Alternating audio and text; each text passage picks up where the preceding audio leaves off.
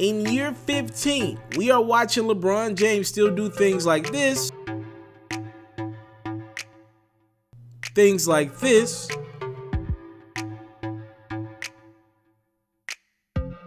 or even things like that. As LeBron James continues to defy gravity on the television screens, perception to most is that King James has never had an injury scare. He's always been this Superman who's just blessed by the powers that be to have unreal genetics. It's not quite that simple. In a recent ESPN story written by Brian Windhorst, we found out that LeBron James not only gained 7 pounds during an Eastern Conference Finals game, but also that a few years ago LeBron James was afraid that his back injuries would cut his career short. In 2015, during James' first season back in Cleveland, James needed 2 anti-inflammatory injections in his lower back in a 10-month span. One wiping out his entire preseason, and the other forcing him to miss 2 weeks mid-season. James began to grow weary that he was starting to lose some of his bounce. Video and stats also back these claims up. In the 2014-15 season, James had a career-low 88 dunks, which was 46 fewer than any other season in his career at the time. After the Cavs were eliminated by the Golden State Warriors in the NBA Finals, LeBron once again had back issues that summer. It drove LeBron to reach out to David Alexander, a Miami-based trainer that LeBron had worked with during his days at the Miami Heat.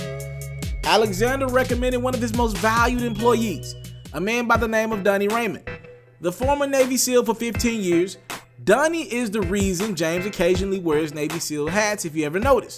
Donnie used biomechanics to get over his own severe neck injuries back in the day. Donnie has been with LeBron in the last 3 years. He doesn't talk much, he doesn't do interviews. As a matter of fact, he has now since moved to Akron to work only with LeBron as his personal trainer. Even LeBron rarely speaks on Raymond. Most times he credits the Cleveland Cavaliers hired trainer, Mike Mancias. Between these two men, LeBron credits them both for his sustained health at this present time. Mancias, who's been working with LeBron since 2004, is mostly in charge of LeBron's recovery after games and practices. Also, he's around LeBron for the crazy late night workouts and even the crack of dawn workouts, especially come playoff time. Raymond is more around before practice and pregame, focusing on LeBron James' core strengths, improving his posture, and finding other ways to take stress off of his lower back. LeBron does a lot of work himself as well. James wraps himself in heat pads at half times during most games, and most importantly, puts his money where his mouth is. LeBron is reportedly spending 7 figures a year caring for his body.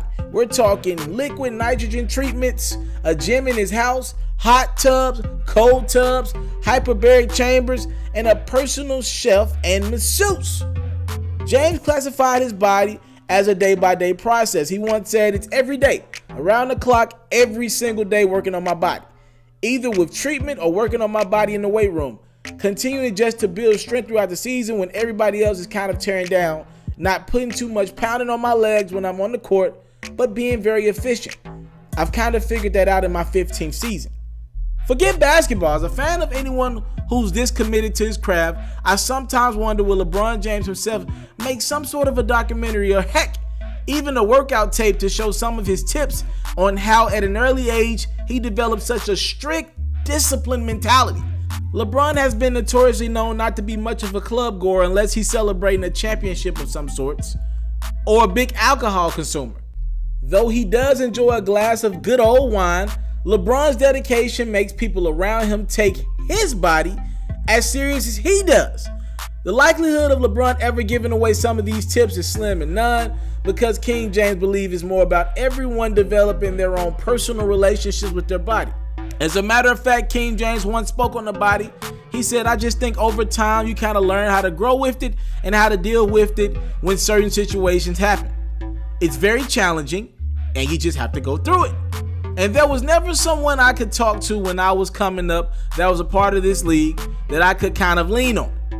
I've learned everything on the fly, and I'm not talking about the game. Obviously, I've had coaches, I've had teammates, and things of that nature. But as far as being an NBA player, how to approach it, how your body and how you continue to stay consistent, I've learned all that on my own.